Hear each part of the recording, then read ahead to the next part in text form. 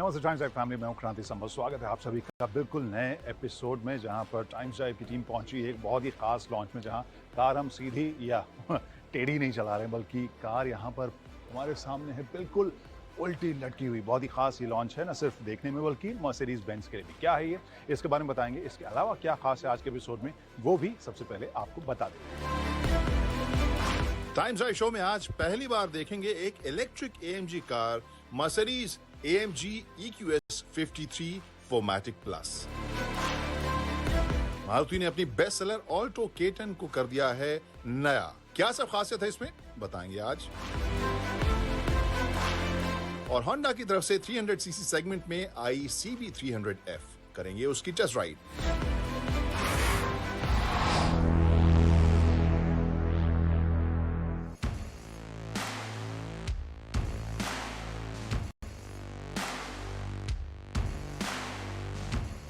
नमस्ते times drive family, मैं हूं क्रांति संभव। स्वागत है आप सभी का टाइम्स ड्राइव टॉप 5 में, जिसमें आज हम बात करेंगे किस कार की, मर्सिडीज की AMG EQS 53 की। और ये बहुत ही ख़ास प्रोडक्ट है कंपनी के लिए, क्योंकि एक तो EQ है, दूसरी AMG, दोनों का मिक्स है। और इस वजह से ये परफॉर्मेंस के हिसाब से और इलेक्ट्रिक व्हीकल के हिसाब से एक ख़ास मायने रखती है मर्सिडीज के लिए।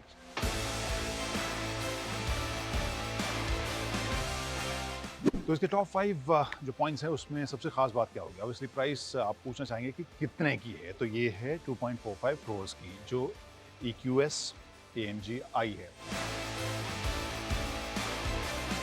दूसरी जो खास चीज़ मुझे इसमें नज़र आई वो है इसकी टेक्नोलॉजी, और जो इसका स्क्रीन है। टेक्नोलॉजी के बारे में आपको डिटेल में आपको बताएंगे, लेकिन स्क्रीन जो है वो ऑलमोस्ट 56 इंचेस का है। अब स्टीयरिंग व्हील के ठीक पीछे अगर आप देखें तो यहाँ कहेंगे हाँ ये लगभग 12.25 इंच का स्क्रीन है, इसमें क्या खास है। इस तरह का लेआउट तो आपने पहले भी देखा है, तो मैं कहूँगा कि हाँ बिल्कुल आप सही कह रहे हैं। लेकिन यहाँ जब बीच में आते हैं तो इसका साइज़ आप देखेंगे, आपको लगेगा कि ये तो एक छोटा TV सेट का साइज़ आपको लग रहा है, या कंप्यूटर का जो मॉनिटर हुआ करता था उस साइज़ का देखने को मिल रहा है। जी हाँ, ये साइज़ बहुत ही बड़ा आपको मिल रहा है, और यहाँ ढेर सारी इंफॉर्मेशन और जो कमांड्स हैं वो आप देख सकते हैं। मोरलेस in case you familiar with AMG cars, आपको मोरलेस सारी चीज़ें मिलेंगी। इलेक्ट्रिक कार है तो आपको चार्जिंग के सारे डेटा भी मिलेंगे।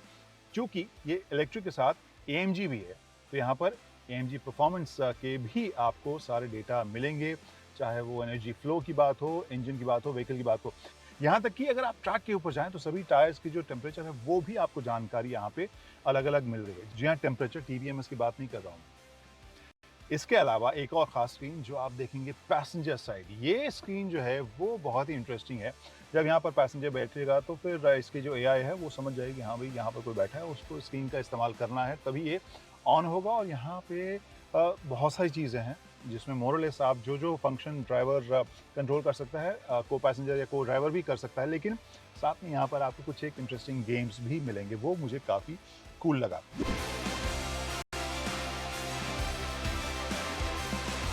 तीसरी खास चीज़ जो मैं बता सकता हूँ वो है इसका परफॉर्मेंस। अब AMG है, इलेक्ट्रिक है, तो इलेक्ट्रिक में आप देखते हैं कि इंस्टेंटेनियस टॉर्क सबसे ज़्यादा खास होती है, और वो सभी उसके बारे में बात करते हैं। लेकिन ये AMG भी है, तो इसको तो और भी ज़्यादा रोमांचक होना चाहिए। तो फिर जो आंकड़े हैं वो बता रहे हैं 100 की स्पीड ये सिर्फ 3.4 सेकंड पकड़ लेती है। और इसके अलावा जो टॉर्क का आंकड़ा है वो 1000 न्यूटन मीटर से भी ऊपर है। Just imagine. तो यहाँ फिगर्स के हिसाब से हम देख सकते हैं कि ये एक लोडेड तेज तर्रार न सिर्फ ये 2.5 करोड़ की कार है, लेकिन परफॉर्मेंस के हिसाब से भी आपको उतनी ही लोडेड ये लग रही है। एक और सवाल जो आपके दिमाग में आ रहा होगा, शायद मेरे दिमाग में तो जरूर आ गया, जब 2.5 करोड़ की कार है तो प्लस AMG यानी परफॉर्मेंस ओरिएंटेड कार है, तो फिर सेकेंड रो में जगह है या नहीं। अब मैं सेकेंड रो की कहानी न करूं, फिर तो मामला गड़बड़ हो जाएगा। तो Kranti Sambhav reporting from this AMG EQS 53 second row. और यहाँ पे मैं ये ज़रूर कह सकता हूँ कि ये सीट जो अपने हिसाब से मैंने एडजस्ट की थी, उसके बाद भी आपको नी रूम, लेग रूम काफ़ी मिल रहा है। थाई सपोर्ट हो सकता, थोड़ा सा बेटर हो सकता था, क्योंकि आप जब इस कीमत में गाड़ी देख रहे हैं तो आपको S क्लास की याद आती है, उस तरह के प्लस मर्सिडीज़ का बैजिंग है, तो आपको हो सकता है कि हाँ उस तरह के आराम होगा। तो जगह आपको मिल रहा है, ऑब्वियसली उतना शाही मामला नहीं है, बट दो लोगों के लिए काफ़ी प्रीमियम, काफ़ी ठोस आपको ये जगह मिल रही है। और कहने का मतलब ये है कि अगर आपने इतने पैसे खर्च किए, इसका परफॉर्मेंस से आपको प्यार है, आप उसे थोड़ा शो ऑफ भी करना चाहते हैं, तो अपने दोस्तों या फैमिली को आराम से बिठाकर वो शो ऑफ आप कर सकते हैं। और फाइनल पॉइंट इसका लुक, जिस तरीके से आप इसके फ्रंट में देखें, यहाँ पर ये कहने की ज़रूरत नहीं है कि इलेक्ट्रिक कार है तो फ्रंट ग्रिल नहीं होगा, लेकिन ये डिज़ाइन जो कुल मिलाकर आप जिस तरह से EQ के सीरीज़ में सब कुछ देख रहे हैं, वही डिज़ाइन आपको मिलेगा। डिजिटल हेडलैम्प्स जो देखने में भी काफ़ी कूल लगते हैं, जो फंक्शन है वो भी आपको काफ़ी कूल लगेगा। ओवरऑल इस लाइन को आप अगर पीछे के हिस्से में भी देखें, जिस बात या जिस पॉइंट के बारे में मैं ज़िक्र करना चाह रहा हूँ, वो है इसका ड्रैग कोएफिशिएंट।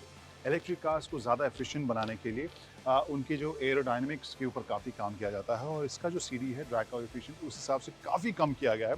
और वो लाइन जो आपको आगे देखने को मिलती है पिछले हिस्से में भी वैसे ही ख़ास आपको न सिर्फ कार का डिज़ाइन और लाइन देखने को मिलेगा, लाइट का जो डिज़ाइन है वो भी देखने को मिलेगा। तो लुक के हिसाब से आई थिंक बहुत ही डिस्टिंक्ट आपको लगेगी, खूबसूरत लगेगी, और देखने में भी ये फास्ट मुझे नज़र आ रही है। एक चीज़ जो लुक के मामले में मुझे शायद सबसे ज़्यादा पसंद आई है, वो है इसके अलॉयज़ के डिज़ाइन।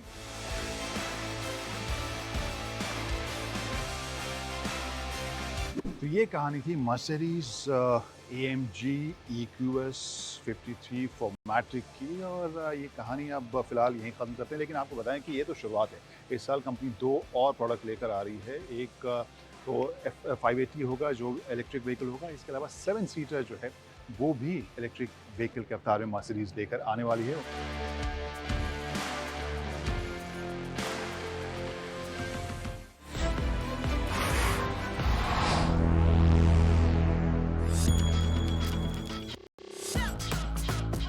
बाईस साल का लंबा सफर, 40 लाख से ज्यादा की बिक्री, और मारुति की माने तो अगर ये ब्रांड खुद में एक अलग कंपनी होता तो ये इंडिया की 4th largest automobile manufacture company बन सकती थी।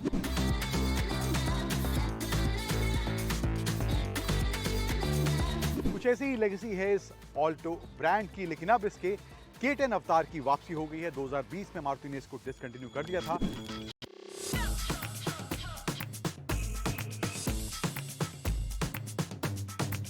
अब हालांकि डिजाइन के बारे में इसके लॉन्च के दौरान ऑलरेडी हम बात कर चुके हैं, लेकिन जिन लोगों को जानकारी नहीं है बता देते हैं उनको क्या नया इन टर्म्स ऑफ डिजाइन यहाँ देखने को मिल रहा है। तो ये ग्रिल पूरा नया यहाँ पे है, हनीकॉम पैटर्न यहाँ पे दिया गया है इसके ग्रिल में।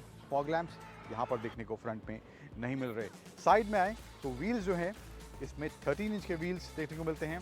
पीछे आए तो यहाँ पर राउंड टेल लैंप्स दिए गए हैं, एंड सेम हेलोजन बल्ब का इस्तेमाल हर जगह यहाँ पे इसके टेल लैंप क्लस्टर में देखने को मिल रहा है। ऑल्टो K10 की बैजिंग, सुजुकी, एंड सेंसर्स यहाँ पे 2 इसमें देखने को मिल रहे हैं। इसके टॉप एंड जो है उसमें यहाँ पे 2 सेंसर्स दिए गए हैं। रिवर्स पार्किंग कैमरा यहाँ पर इसके वेरिएंट में यहाँ पर देखने को नहीं मिल रहा है।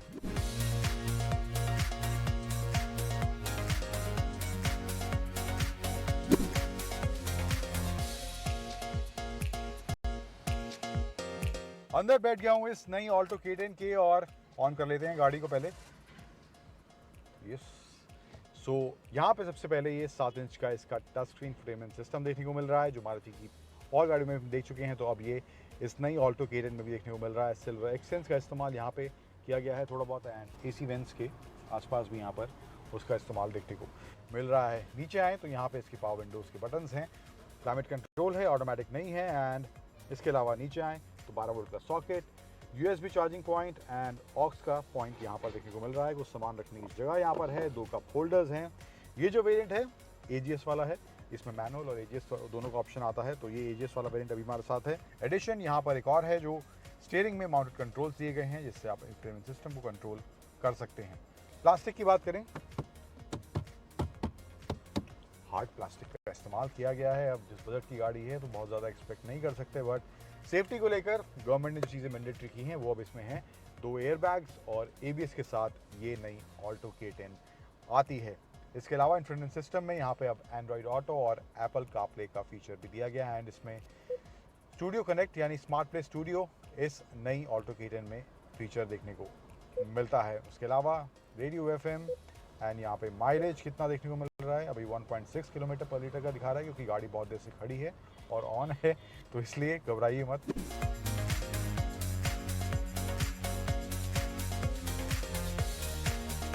पिछले कतार की बात करूं तो स्पेस मुझे अपनी हाइट के हिसाब से यहाँ अच्छा लग रहा है, कमी नहीं लग रही मुझे। लेग रूम अच्छा है, एंड थाई सपोर्ट भी अच्छा देखने को मिल रहा है। हेड रूम अच्छा है। यहाँ पर थोड़ी मेरे को दिक्कत है, पीछे जो हेडरेस्ट है वो एडजस्टेबल नहीं है। देन अगेन बजट वाली बात आ जाती है, बट स्टिल यहाँ पर थोड़ा लंबे सफ़र में गर्दन में थोड़ा तनाव पैदा हो सकता है अगर आप पीछे वाली कतार में यहाँ पर बैठे हैं।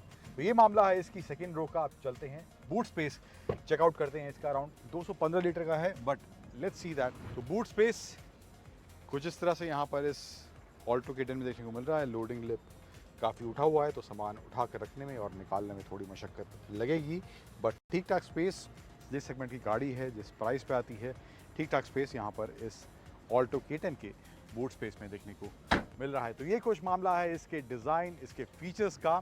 अब जो इसमें नया dual jet dual VVT T series 1 litre engine दिया गया है, परफॉर्मेंस कितना बदला बदला दिखाई देता है इसका, अब चलते हैं उसकी और चलाते हैं इस ऑल्टो K10 को।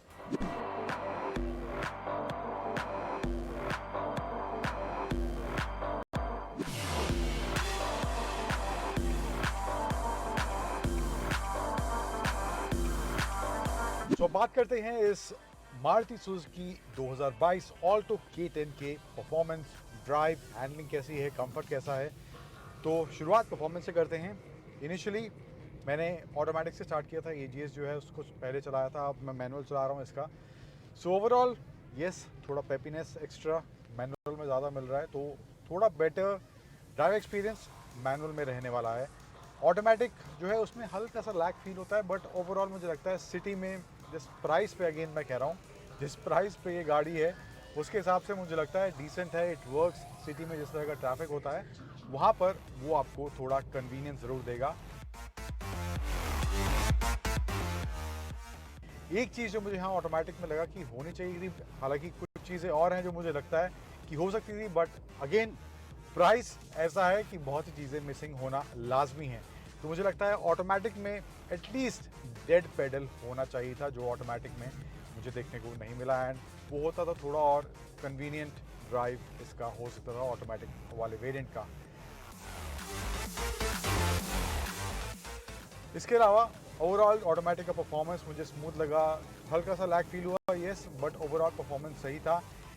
उसके बाद NVH लेवल्स काफ़ी ज़्यादा फील होते हैं जब थोड़ा गाड़ी को पुश करते हैं। ऑटोमेटिक में AGS में मैनुअल वाला ऑप्शन भी है, तो मैंने उसमें भी इसको चलाया। तो वहाँ पर जब मैं उसको रेव कर रहा था तो नॉइस लेवल्स बहुत ज़्यादा कैबिन में सुनाई देते हैं इंजन के, तो थोड़ा बहुत वो मुझे लगता है कि बेटर हो सकता था। इसके अलावा सिटी के हिसाब से परफॉर्मेंस मुझे लगता है स्टॉप एंड गो ट्रैफिक वाला सिचुएशन जो होता है वहाँ पर वो अच्छे से बखूबी काम करता हुआ मुझे दिखाई दे रहा था इसका automatic gear box. Then manual की बात करूं तो शुरुआत में जो मैं कह रहा था, थोड़ा पेपीनेस यस इसमें एक्स्ट्रा देखने को मिलता है। तो थोड़ा आप फन एक्स्ट्रा जाते हैं इस ऑल्टो K10 के साथ, इसकी ड्राइव के साथ, तो मुझे लगता है आपको मैनुअल के साथ जाना चाहिए। माइलेज भी ऑलमोस्ट दोनों के सिमिलर हैं, बहुत ही माइन्यूट सा 19-20 का माइलेज में फ़र्क देखने को मिलता है। एंड इनिशियली भी गाड़ी थोड़ा जम के उठती है, तो वो शुरुआत वाला पिकअप अच्छा मैनुअल में देखने को मिलता है। नॉइस लेवल्स आपने सुने होंगे, अंदर बैठा हूँ, सारे शीशे बंद है, बट नॉइस लेवल फिर भी काफ़ी यहाँ अंदर सुनाई दे रहे हैं। लेकिन एक और जो एस्पेक्ट है वो इसका है सस्पेंशन सेटअप वाला और कंफर्ट वाला। तो वहाँ पर मुझे मामला काफ़ी सॉर्टेड फील हुआ, कंफर्ट अच्छा खासा देखने को मिल रहा है। फिर आते हैं ब्रेकिंग वाले डिपार्टमेंट पर। तो ब्रेकिंग जैसा कि इसमें अब ABS मिलता है, जो कि गवर्नमेंट ने मैंडेटरी कर दिया है। ABS है and safety feature, dual airbags भी इस पर देखने को मिलते हैं। तो ब्रेकिंग भी सॉर्टेड फील हो रही है। तेज़ रफ्तार में था मैं, धीमी रफ्तार में था, कोई दिक्कत ब्रेकिंग को लेके नहीं हुई। गाड़ी अच्छे से बाइट कर रही थी, ब्रेक्स जो है अच्छे से बाइट कर रही थी, और गाड़ी अच्छे से रुक रही थी जिस तरह से मैं ब्रेकिंग कर रहा था, जब मुझे जितनी ब्रेकिंग की ज़रूरत थी। तो वहाँ पर भी मुझे मामला सॉर्टेड फील हो रहा है। सो ओवरऑल बात करूं एज अ पैकेज, ये मारुति सुजुकी 2022 ऑल्टो K10 कैसा पैकेज है। तो परफॉर्मेंस की आपसे बात करूं तो मैनुअल यस बेटर ऑप्शन, या पर्सनली मेरी चॉइस रहेगी अगर मैं ऑल्टो K10 लेना चाह रहा हूं। अगर स्टॉप एंड गो ट्रैफिक वाली सिचुएशन में आप गाड़ी चलाते हैं डेली, तो वहाँ पर आपके लिए सब कॉस्ट AGS बेटर रहने वाला है। तो मुझे लगता है जिस प्राइस पॉइंट पर मारुति गाड़ी लेकर आई है, तो वहाँ पर मुझे लगता है कि प्राइस जो इसका है, इसमें कस्टमाइजेशन के ऑप्शंस भी मारुति अवेलेबल करा रही है। इसका एक वेरिएंट है इम्पैक्टो, जिसमें आपको थोड़ा स्पोर्टी फील, थोड़ा रगड फील मिल सकता है, तो वो भी एक ऑप्शन अब इस नई ऑल्टो K10 के साथ देखने को मिल रहा है। तो ये better package of course Maruti की ये नई ऑल्टो K10 पहले मुकाबले बन गई है, फीचर रिच हो गई है और परफॉर्मेंस भी मुझे सेटिस्फैक्टरी लग रहा है। तो मुझे लगता है अगर आप इस प्राइस बैंड के अंदर स्टार्टिंग हैच सेगमेंट में गाड़ी तलाश रहे हैं तो ये ऑल्टो K10 एक अच्छा पैकेज आपके लिए ज़रूर बन सकती है।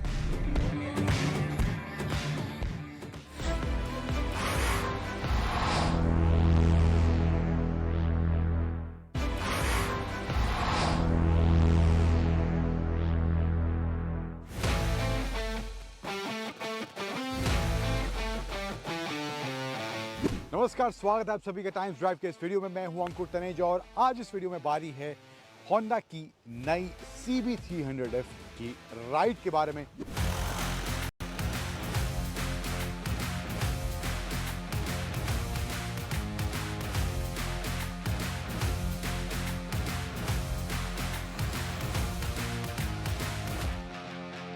अब डिज़ाइन ये हॉर्नेट 2.0 से थोड़ा बहुत रिजेंबलेंस इसके डिज़ाइन में देखने को मिल रहा है, बट ओवरऑल डिज़ाइन काफ़ी शार्प एजेस के साथ थ्रू आउट फ्रंट, साइड और रियर में देखने को मिलता है।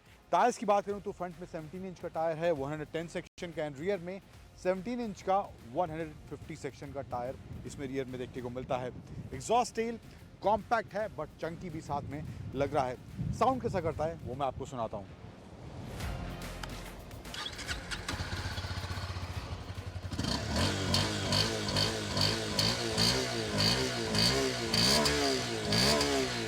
तो ये कुछ इस तरह से इसका एग्जॉस्ट नोट साउंड करता है होंडा की CB300F का।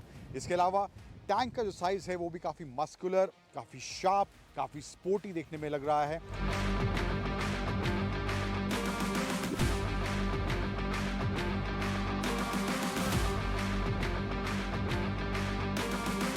आते हैं इसके इंस्ट्रूमेंट क्लस्टर पर। रिवर्स LCD है, फुल डिजिटल इंस्ट्रूमेंट क्लस्टर इसमें दिया गया है एंड इसमें ब्लूटूथ कनेक्टिविटी का ऑप्शन भी आता है। दो वेरिएंट्स हैं, deluxe and deluxe pro. Deluxe pro में आपको ब्लूटूथ कनेक्टिविटी का ऑप्शन देखने को मिलता है। इसके अलावा जब ब्लूटूथ आप कनेक्ट करेंगे इस बाइक से तो यहाँ पे उसे कंट्रोल्स भी यहीं से आपको करना पड़ेगा। तो ये कुछ features in terms of instrument cluster यहाँ पर देखने को मिलते हैं। एंड एक और फीचर जो इसमें है वो है Honda selectable traction control system इसमें दिया गया है, जिसको आप टर्न ऑन टर्न ऑफ यहाँ से एक बटन को लॉन्ग प्रेस करके कर सकते हैं। एंड यस, एक USB-C चार्जिंग पॉइंट भी यहाँ पर इसमें देखने को मिलता है, इसके लेफ्ट साइड में दिया गया है।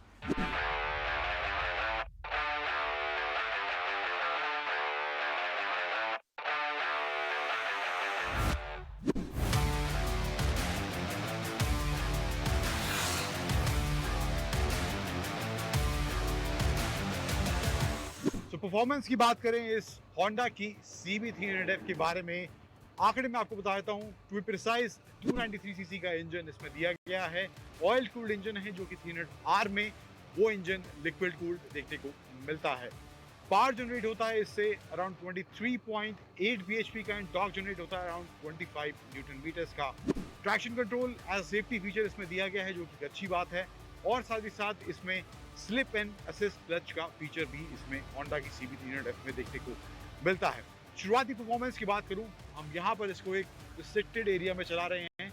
बहुत ज़्यादा ख़राब सड़कें नहीं हैं, बट ओवरऑल जितना ही मैंने 1-1.5 घंटा इसको चलाया है तो परफॉर्मेंस मुझे अच्छा इसका देखने को मिला है। टॉर्क डिलीवरी शुरुआत में भी अच्छी है एंड पावर डिलीवरी काफ़ी अच्छी इस इंजन में देखने को मिलती है। तो in terms of power and torque कोई दिक्कत मुझे इन टर्म्स ऑफ परफॉर्मेंस इस बाइक में देखने को नहीं मिल रही है। ये बाइक आपकी उस नीड को जो पावर और टॉर्क की डिलीवरी को लेकर है वो सेटिस्फाई करती हुई दिखाई देगी। अगर आप इस साइज की बाइक लेना चाहते हैं तो मुझे लगता है इन टर्म्स ऑफ परफॉर्मेंस ये एक अच्छी बाइक है। फिर बात करें सस्पेंशन सेटअप की, हालांकि खराब सड़कें यहाँ नहीं हैं, बट जितना ही मैंने चलाया शार्प टर्न्स पे और यहाँ पर जितना भी स्पीड ब्रेकर्स थोड़ी बहुत देखने को मिले तो वहाँ पर in terms of suspension setup कोई दिक्कत मुझे महसूस नहीं हुई, परफेक्टली काम कर रहा था।